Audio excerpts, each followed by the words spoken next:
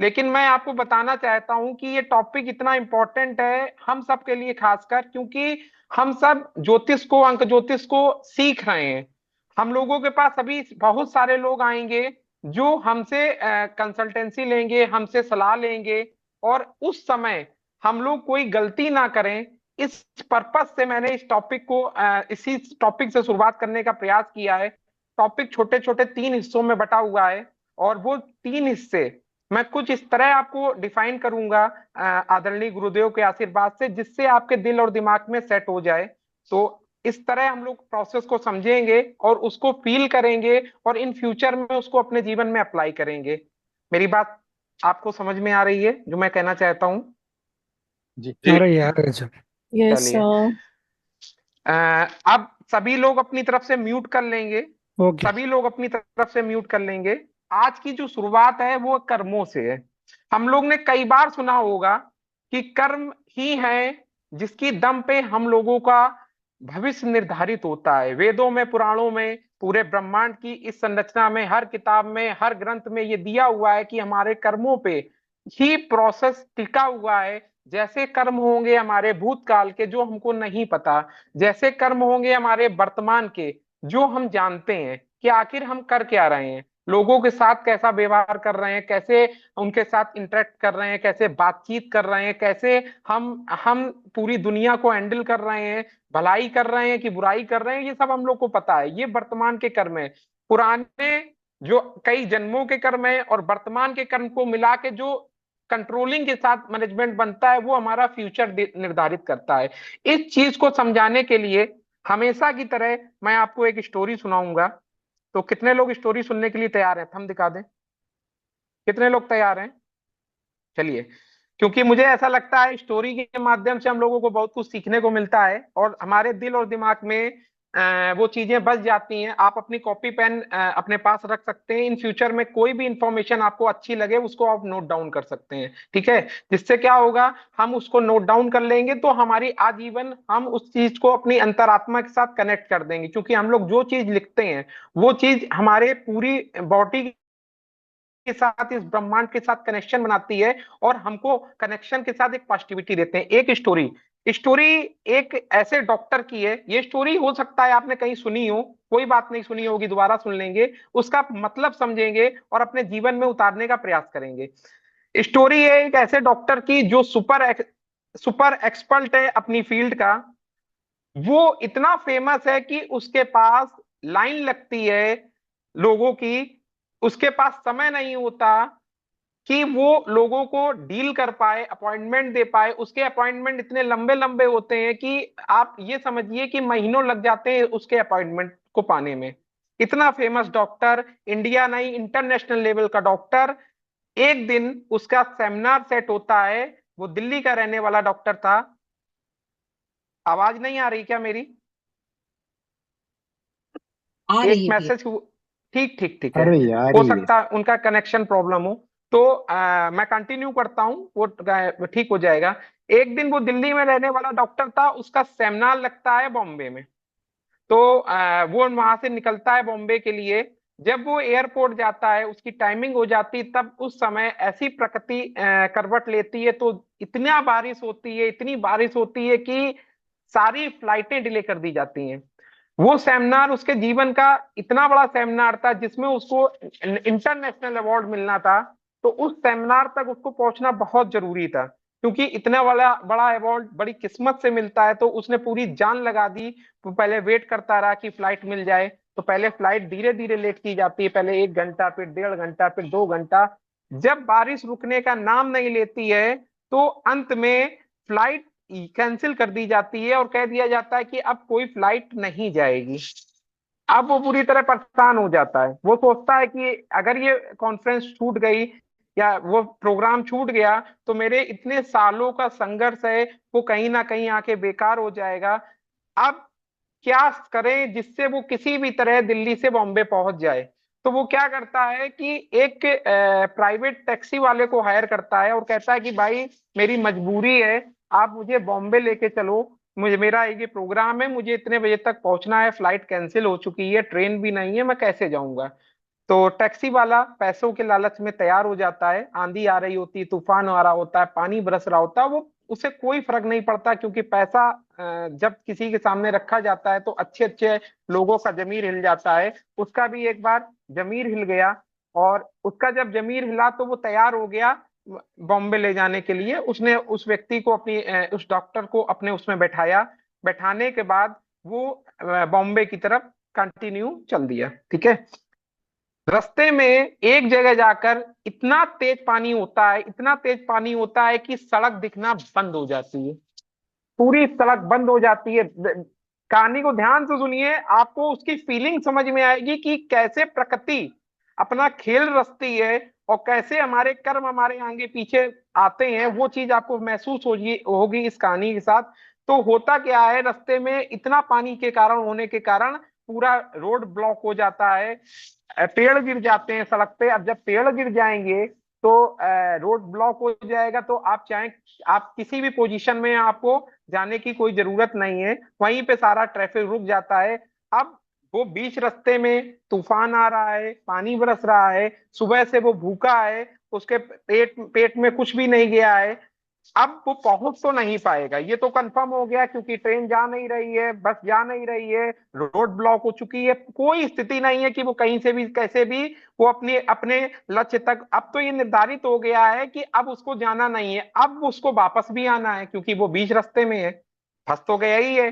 क्योंकि अब ऐसा भी नहीं है कि वो अपने लक्ष्य तक पहुंच गया, पीछे भी नहीं आ सकता क्योंकि रोड जाम है, भूखा भी है, और रात का समय भी है, आंधी तूफान भी चल रहा है। तो ऐसी स्थिति में इंसान क्या करता है, शरण लेता है किसी ना किसी जगह पे, जहां पे भी होता है वहां पे गाड़ी साइड में लगाता है और ढूंढता है कि कोई ऐसी जगह मिल जाए जो उसको, जो खाना मिल जाए, सोने का ठिकाना मिल जाए और सारा सिस्टम बन जाए। तो ढूंढते ढूंढते उसको एक गांव दिखता है, एक गरीब टाइप का गांव जिसमें नॉर्मल से मकान बने हुए हैं, और रात का वक्त हो रहा है, 10:30 11 बज रहा है, ना होटल है, ना ठहरने के लिए खाने की व्यवस्था है, कुछ नहीं है। वो कहता है चलो कुछ भी होगा, भूखे रह लेंगे लेकिन कम से कम एक छत तो मिलेगी रात गुजारने के लिए। तो वो उस उम्मीद के साथ वो जाता है उस गांव में। जाने के बाद में वो दो चार दरवाजे खटखटाता है, कोई खोलने को तैयार नहीं होता, क्योंकि गांव का माहौल तो आप जानते हो, 6 बजे के बाद में, अंधेरे के बाद में सब लोग अपनी अपने अंदर हो जाते हैं, और फिर वो ज्यादा वो नहीं लेते हैं कि कौन आ रहा है कौन जा रहा है। तब तक दूर से एक आदमी आता हुआ दिखता है, तो बोलता है भैया ये स्थितियां हैं, और मैं डॉक्टर हूँ, मुझे रात भर ठहरने की व्यवस्था मिल जाए, अगर हो सके तो कुछ खाने को मिल जाए। तो गांव वाला कहता है कि हम लोग जो हैं वो कुछ भी खाना रखते नहीं है, हम लोग का टाइम होता है 6 बजे 7 बजे, सूर्यास्त से पहले हम लोग खाना खा लेते हैं, फिर कुछ बचता नहीं है, फिर जो बचता है वो जानवरों को डाल देते हैं, तो आपको खाना तो नहीं मिलेगा। हाँ, एक जगह मिल सकता है, वहां आपको रुकने की व्यवस्था भी मिल सकती है, खाना भी मिल सकता है। वो सामने आप दूर एक झोपड़ी देख रहे हैं जिसमें दीपक जल रहा है, लाइट आइट कुछ नहीं है, दीपक जल रहा है, वहां पे एक बूढ़ी अम्मा रहती हैं एक बच्चे के साथ में। वहां पे आप चले जाइए। अम्मा का एक कॉन्सेप्ट है कि वो क्या करती हैं, रोज एक लोगों का एक्स्ट्रा खाना बनाती हैं।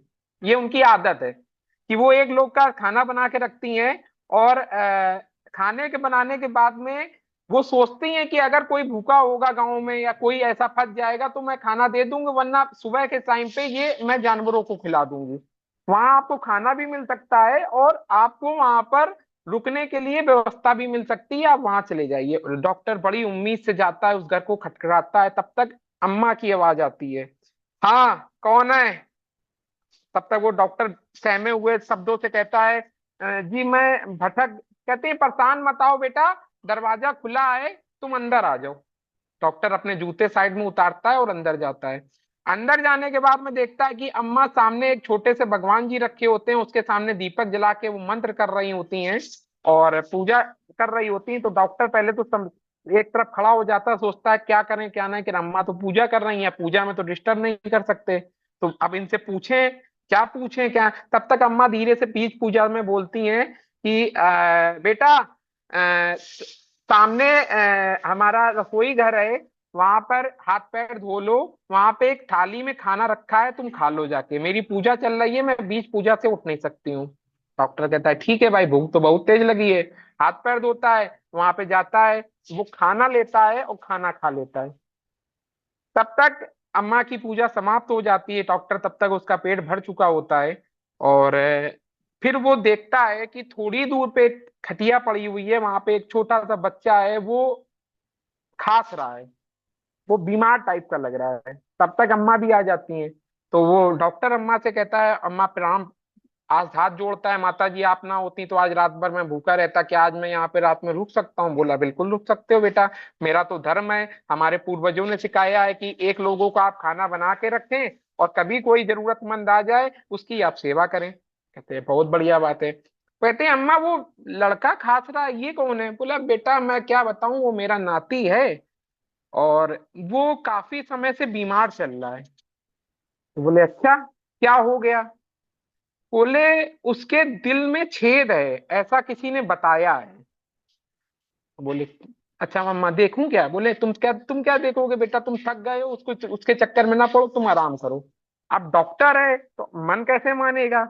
भले अम्मा ने मना कर दिया कि तुम अपना काम करो, बोले नहीं नहीं माता जी मैं डॉक्टर हूँ, मैं देख लूं उसको। वो जाता है, डॉक्टर उसको देखता है, फिर पूछता है क्या हो गया माता जी, कैसे हो गया? बोले बेटा मेरा मेरा जो बेटा बेटी थे वो एक कार दुर्घटना में मारे जाते हैं, ये उनका बच्चा है और ये है और मैं हूं, दो ही लोग हैं। और इसके बचपन से दिल में छेद है, लेकिन हम लोग इतने गरीब हैं, हम लोगों के पास इतना पैसा नहीं है कि हम इसका इलाज करा पाए, तो बस ईश्वर से प्रार्थना करती हूँ। हाँ मैंने एक चीज सुनी हुई है कि दिल्ली में एक डॉक्टर है, मैं उसका नाम नहीं जानती हूँ, बहुत फेमस डॉक्टर है। अगर मैं अपने बच्चे को वहां तक ले जाऊं और उसकी फीस भर दूं तो शायद मेरा बच्चा बच जाए। ये शब्द हैं उस अम्मा के। तो वो पूछता है क्या डॉक्टर का नाम है? ये नाम है। बोला हाँ, लेकिन बेटा मैं गई थी एक बार, तो पैसा तो था नहीं, मैंने सोचा डॉक्टर से शायद मिल लूं, तो निवेदन कर लूं, तो मैं उस तक पहुंच ही नहीं पाई, क्योंकि उसके जो पूरी टीम थी उसने मुझे घुसने नहीं दिया हॉस्पिटल में। तो उसके आंखों में आंसू आ गए उस डॉक्टर की। वो बोला माता जी आप बिल्कुल परेशान मत हो, वो डॉक्टर मैं ही हूं। ये है प्रकृति का खेल। इस कहानी से आपको एक सबक मिलेगा, यदि आप ईश्वर पे भरोसा रखते हैं, यदि आप अच्छे कर्म करते हैं, तो इस ब्रह्मांड की सारी ताकत आपको आपके सिस्टम से मिलाने में लग जाती है। और ब्रह्मांड की कोई ताकत आपको इस बात से नहीं रोक सकती कि आपके साथ क्या होगा, कब होगा, किस तरह होगा। उस डॉक्टर ने उस अम्मा के पैर छुए, सुबह होते ही अपनी अपनी हॉस्पिटल से एम्बुलेंस गाड़ी मंगाई, उस व्यक्ति को उस बच्चे को वहां ले गया, उसका इलाज किया, उसके बाद में उसको अपने यहाँ ही पढ़ाने लगा। और आज जो वो लड़का है वो खुद एक डॉक्टर है। इस कहानी से एक सबक मिलता है, जब भी आप पूरी तरह परेशान हो जाएं तो एक बात हमेशा सोचें कि यदि आपके कर्म अच्छे हैं, आपका ईश्वर के प्रति आप समर्पित हैं, आप उस कर्मों को अपने साथ करते हुए एक पॉजिटिविटी के साथ वो काम करते हैं, तो ये अब मैं आपको लिख के दे सकता हूं, ये एक पॉजिटिव कहानी थी। अगर आप इसको फील करेंगे तो इस कहानी से बहुत कुछ सीखने को मिलेगा। और यदि एक कान से सुनेंगे दूसरे से निकाल देंगे तो आपको कुछ सपोर्ट नहीं मिलेगा। कर्मों का फल मिलता है, आज नहीं मिलेगा, कल मिलेगा, कल नहीं मिलेगा, अगले जन्म में मिलेगा, लेकिन मिलेगा जरूर। आप जैसा कर्म करेंगे वैसा आपको फल मिलेगा। आप बिल्कुल चिंता मत करें कि आपके साथ क्या हो रहा है, कैसा हो रहा है, किस तरह हो रहा है। आप कर्म करें, और यदि आपने कर्म किया तो मैं रजत रुद्र गुप्ता, या आप लोगों का श्रीम रजत, या अब मुझे लोग श्रीम भाई के नाम से भी आप लोग सब लोग बोलते हैं, क्योंकि मेरा पहले का नाम रजत रुद्र गुप्ता था, अब मैया की गोद में आने के बाद श्रीम रजत या श्रीम भाई हो गया है। मैं आपको लिख के दे सकता हूँ, ऐसा कोई नहीं भूलेगा, मैं लिख के दे सकता हूँ क्योंकि मैं मैया की गोद में बैठता हूँ। यदि आप कर्म अच्छे करेंगे, भले आप एक की मदद करें प्रकृति की, ये पूरा ब्रह्मांड पूरी ताकत से आपकी मदद के लिए आ जाएगा। कोई भी आपको नहीं रोक सकता, कोई भी ये नहीं कह सकता कि आपके साथ क्या होगा, कैसे होगा, किस तरह होगा। आप पूरे ब्रह्मांड को आकर्षित करेंगे अपनी मदद के लिए, तो आप सबसे हाथ जोड़ के निवेदन, क्योंकि आप मेरे परिवार का हिस्सा हो, जिन लोगों की मैं काउंसलिंग करता हूं, मेरा पहली काउंसलिंग इसी से शुरू होती है कि आप रोज किसी की मदद करेंगे। रोज, भले आप गाय को खाना खिलाएं, भले आप कुत्ते को खाना खिलाएं, भले आप रास्ते चलते किसी को एक बिस्कुट का पैकेट दे दें। आपको नहीं पता आपके द्वारा किया हुआ छोटा सा काम आपके कितने बड़े संकट को हर हर लेगा, ये आपको नहीं पता। ये मेरी माँ ने मुझे सिखाया है, मेरी लक्ष्मी माँ ने मुझे ये सिखाया है, और मैं आपके सामने इसी बात के साथ आज पहले दिन की शुरुआत करना चाहता था।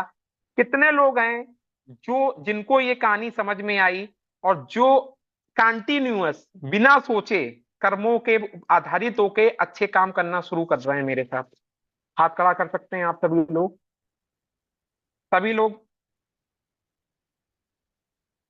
अगर आपको लगता है कि मैं बहुत संकट में हूं, तो आप बिल्कुल मत सोचें आपके कर्म मैं आप में से कईयों का फोन उठाता हूं। आज भी मेरी एक बहन से बात हो रही थी, और वो बहन, मैं थक गया उससे, बहन से, भैया माफी चाहती हूँ, पता नहीं इस ग्रुप में होगी, मैं कहूंगा नहीं, वो बोले भैया माफी चाहती हूँ, बहुत आपको परेशान करती हूँ, बार बार मैं मैसेज करती हूँ, आप परेशान हो जाते हो, मुझे पता। अरे मैं थक गया, मैंने उससे फोन किया, मैंने कहा अगर बहन आज के बाद आपने ये शब्द बोले, माफी मांग रही हूँ ये, तो आपका मैं ना तो मैसेज का जवाब दूंगा ना तो कॉल उठाऊंगा, मैं नहीं गुना उठाऊंगा। तो बोली नहीं नहीं भैया, आज के बाद नहीं बोलूंगी। आप मेरा परिवार हो। मैं अगर आपको आज ये मैं इस ट्रेनिंग को ले रहा हूं, तो मैं ये सोच के थोड़ी ले रहा हूं कि मुझे बहुत अच्छा वो करना है। मैं ये सोच के ले रहा हूं कि अगर हम लोग एक साथ हो गए, हम लोग एक परिवार के साथ एक एनर्जी को क्रिएट कर दिया, तो आप सोच नहीं सकते हैं हम में से कुछ लोग ऐसे हैं निकलेंगे जो नेशनल और इंटरनेशनल आदरणीय गुरुदेव और हम सबका नाम रोशन कर देंगे, हम सबका, जिसमें मैं भी होऊंगा, आप भी होंगे, सब लोग होंगे। तो ये एक फीलिंग है, मैं ये फील करता हूं, तो मैं आपको बताता हूं, अगर आपको ये फीलिंग आएगी तो आप भी उसके साथ कनेक्ट होगे। तो आज ये कर्मों की कहानी मैंने आपको इसलिए सुनाई क्योंकि मैं इसको मानता हूं, मैं अपने आप को माँ लक्ष्मी की गोद में महसूस करता हूं। मुझे नहीं पता आपका कनेक्शन किसके साथ है, लेकिन आप भी जब उसके साथ कनेक्ट हो जाएंगे तो ये सारी बातें आपको किसी धर्म में, हिंदू हिंदू धर्म में, मुस्लिम धर्म में, सिख में, सिकाई में, ईसाई में, किसी भी धर्म में जो मैं बोलता हूं वो हर एक में लिखा हुआ है कि आप प्रकृति की मदद करें। तो आज के सेशन की पहली शुरुआत है कर्मों का फल, जो मेरा पहला पार्ट था, जो मैंने इस कहानी के माध्यम से आपको सुनाया कि यदि आपके कर्म अच्छे होंगे, आपके जीवन में चाहे जितने संकट हो, मैं लिख के दे रहा हूं, चैलेंज लेता हूं, एक दिन ऐसा आएगा उन सारे संकटों से आप निकल जाओगे, और आपके सामने ऐसा रास्ता आएगा जिसमें आप जीरो से हीरो हो जाओगे। ये मेरा विश्वास है, मेरा विश्वास है। और इस विश्वास को मुझे लगता है कि मैं बोल रहा हूं तो मेरी मेरे माध्यम से माँ लक्ष्मी बोल रही है, ये पूरा ब्रह्मांड बोल रहा है, इस बात को आपको महसूस करना पड़ेगा। ये था आज का सेशन का पार्ट 1। मैं क्वेश्चन सिर्फ के लास्ट में उठाऊंगा, जिससे रिदम ना टूटे, और इससे रिलेटेड कोई भी क्वेश्चन होंगे पार्ट 1 से, वो हम लोग लास्ट में बात कर लेंगे, ठीक है।